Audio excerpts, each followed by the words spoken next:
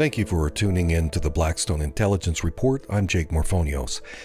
There is a centuries-old plan that was created for the benefit of a relatively small number of elites. It's a plan for total world domination. Now, to those who may be new to this topic, an assertion like that probably sounds like conspiracy paranoia. But for those who have spent considerable time researching the claim, reviewing the documents, listening to recordings, considering the opinions of experts, even looking at the credibility of eyewitness testimony and other facts and evidence, there is unfortunately far too much corroborating evidence that this diabolical plan does exist to allow us to just dismiss it out of hand or to simply chalk it up to conspiracy nonsense. And a big reason that we must not dismiss this topic is because the evidence demonstrates that these elites, these predators, are on the verge of finally realizing their goal of domination, complete and total, over the rest of us. I want you to think about it this way. If we go back into history, over the ages, there have been all kinds of forms of systems of order and domination that have existed. These are systems from feudalism to monarchy to democracy, socialism, communism. These various orders of control systems each have served to benefit a small number of people who sit at the top of the power structures, while the overwhelming majority of the people who are subjected to these systems simply serve to produce and to support those that are at the top of the pyramid. If we look at the 1700s, the 1800s, the dominant world order that was in existence at that time was a system of strong, independent nations that went around the rest of the world. There was a handful of them, went around the rest of the world, imposing colonialist occupation on weaker nations, subjugating them, using their resources for the good of the primary nation states. And I'm talking about countries like the United Kingdom, France, Germany, Spain, so on. These are examples of this old system. There have been other mechanisms that have been used by elites for achieving domination over other people. And these mechanisms have evolved many times throughout history. Now, and usually they would span a period of centuries or more before they would evolve into something else.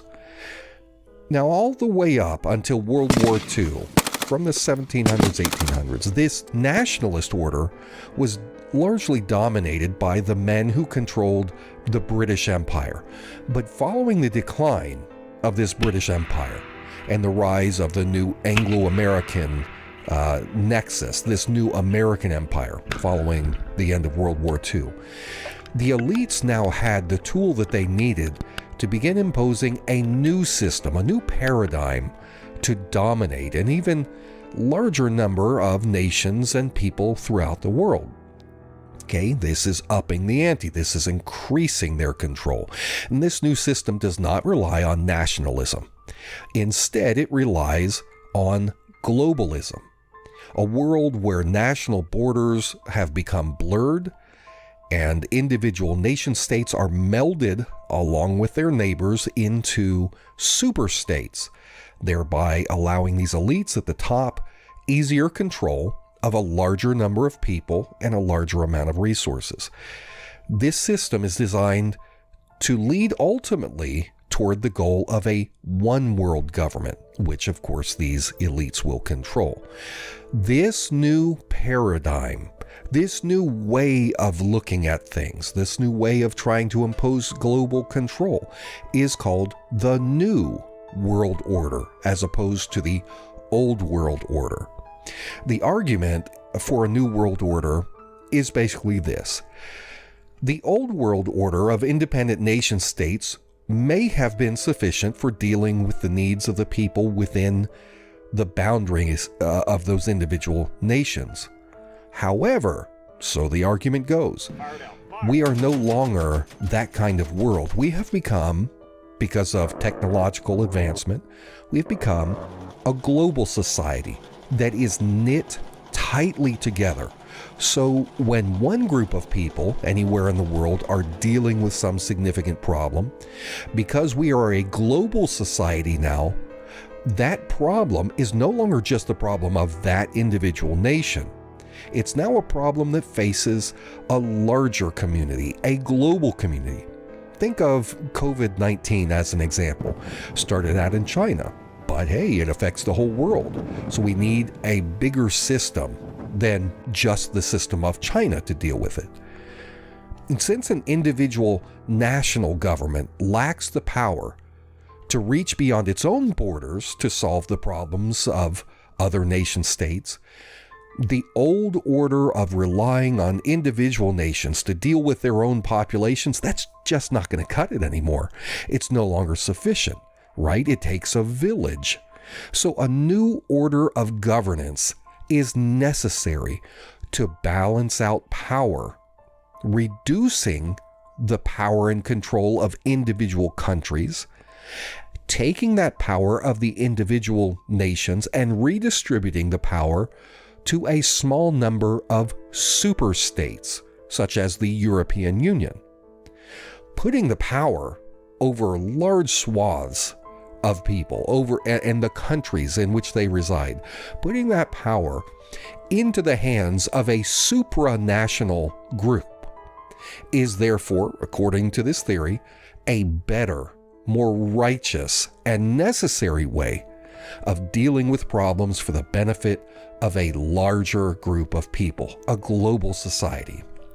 Now, that's the rosy version of the concept in a nutshell. The concept of a new political order in the world, a new world order. But these elites have, over a period of many decades, gradually built up subsystems to facilitate the progress toward this one world supremacy. With these subsystems, the New World Order elites have been able to successfully rule from the shadows, while using puppets to go out as the public face and do their bidding for them in places such as the halls of Congress or parliaments around the world. They control large populations of people, and they control the people's resources. How? By controlling the small number of politicians and leaders in any particular nation.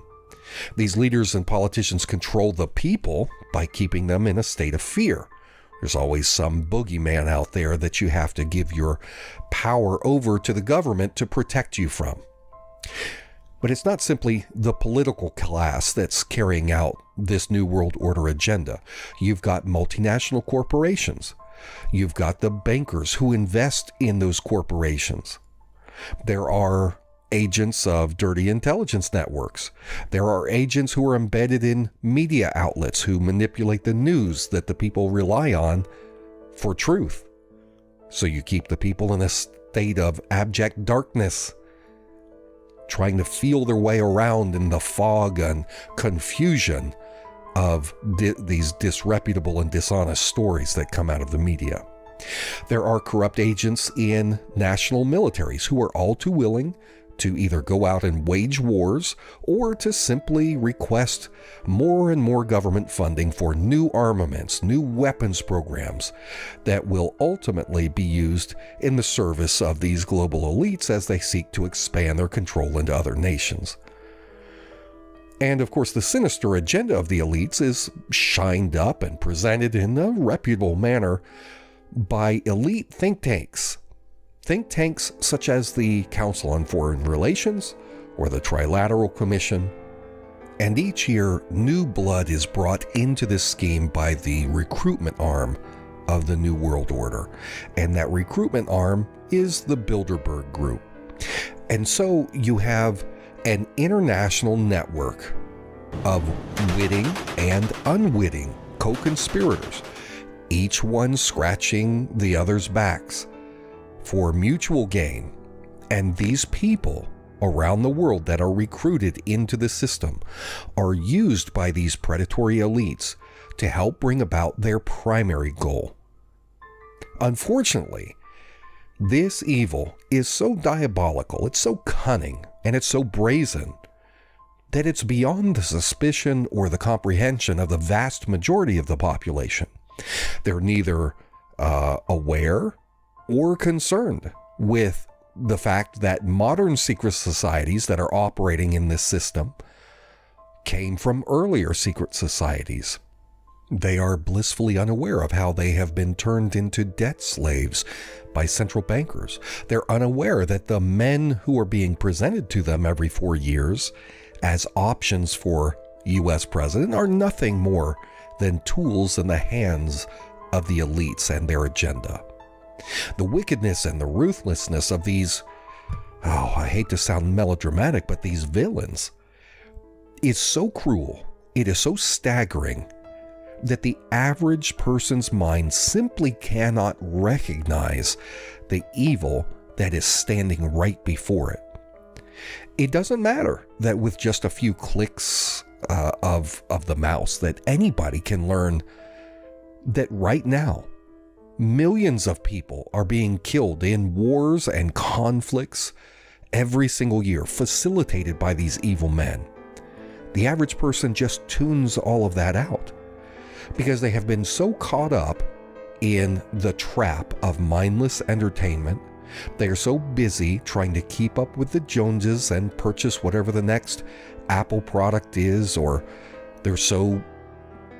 they have to catch up on the latest Netflix series and binge watch it so they can have conversation with their coworkers at the water cooler.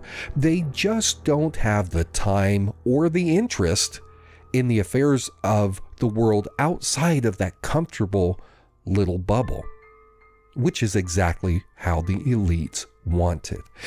And equally unfortunate is that there are those who revel in their belief that they are among the few people who have been red-pilled and are awake to the sinister plot of these evil people.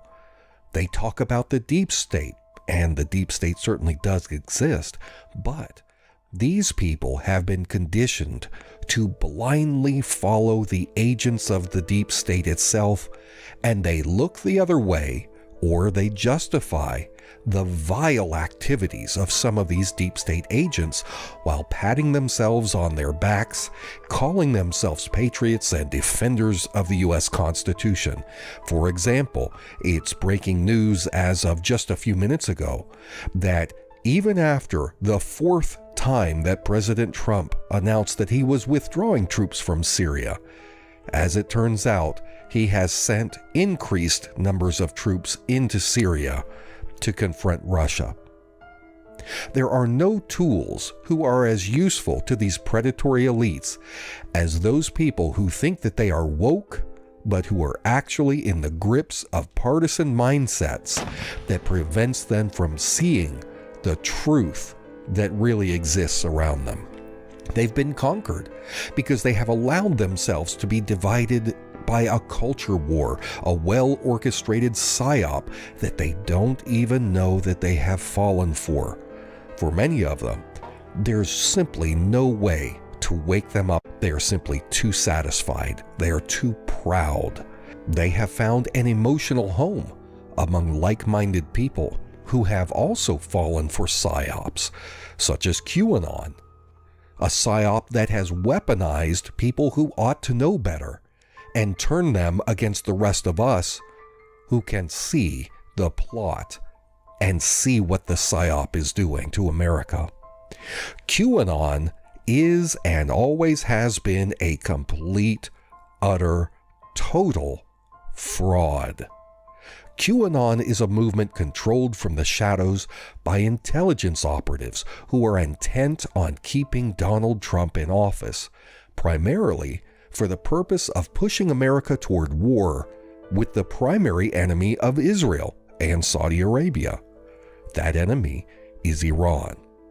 The overthrow of Iran would unleash the beasts of the New World Order to go into that region of the world and brutalize several independent nations in the region that have been kept propped up through the support of Iran and its proxies. There are very few nations left in the world that have the strength to stand up and oppose the expansion of the New World Order system of subjugation and control. And Iran is one of them. Over the course of this week, what I'm going to do is share a series of short videos that highlight the main points of various parts of this New World Order system, such as the U.S. Federal Reserve and the banking class, the Council on Foreign Relations, the Bilderberg Group, the Central Intelligence Agency, the military-industrial complex, and so forth. Let me know down in the comments section which topics related to this subject that you would most like to see me cover. And I hope that those of you who support my reporting will do so with a donation of $5 at either patreon.com/endtimesnewsreport or at paypal.me/endtimesnewsreport. Thank you all for watching.